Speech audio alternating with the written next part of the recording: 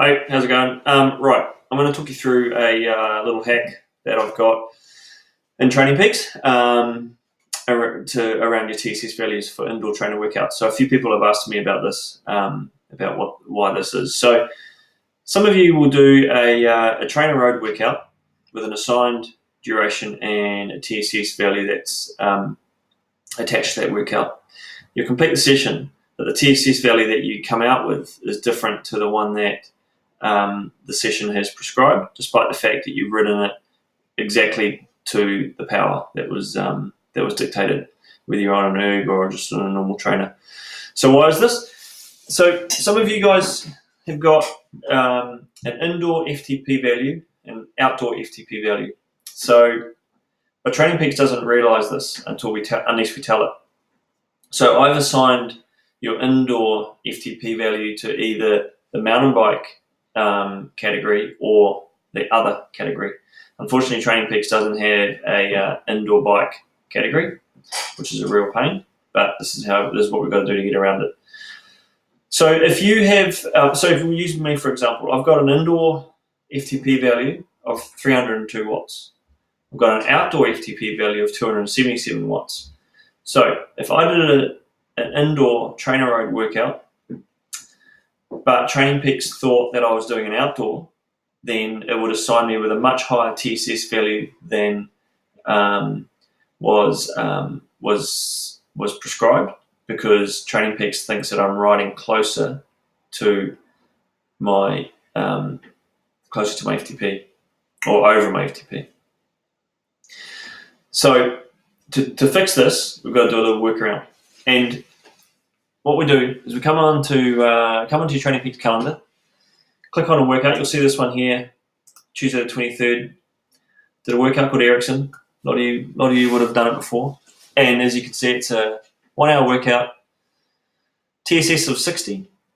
I did the session, took me 1 hour, came away with a TSS of 74.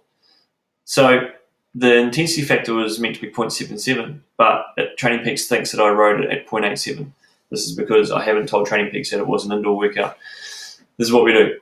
You come over to the icon that indicates it's a bike ride, click on the icon, and it comes up with this column. Now, as I said, some of you will have your mountain bike, your indoor FTP will be assigned to the mountain bike activity. Some of you will have it assigned to other. Doesn't matter as long as you know which is which, and I'll tell you at the time. So for me, I've clicked mountain bike as my indoor FTP and calculated my zones off that. So click mountain bike, comes up with this new icon. The important thing is we've got to come over to files, click on files, and then click recalculate. Really important you do this. What this does, is it recalculates all the power data and sets it relative to the FTP value that I've got in the mountain bike category or the indoor trainer category. Does a little bit of thinking, and now the TSS value has come down to 63. So as you can see, the original was 60, finished up to 63. That's much better than prior to this, where it was 76. Now it's really important. It might only be a few TSS points in one session, but over the course of 3, 4, 5, 6 weeks, having that inaccuracy makes a massive difference to your overall performance management chart, which we use really, really closely in determining your progression and your taper.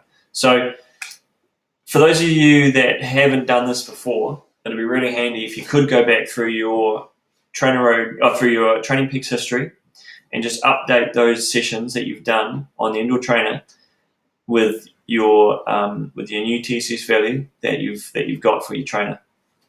If you're not so sure, if you don't know what it is, and if you do actually have a different number, get in touch with me and I'll let you know.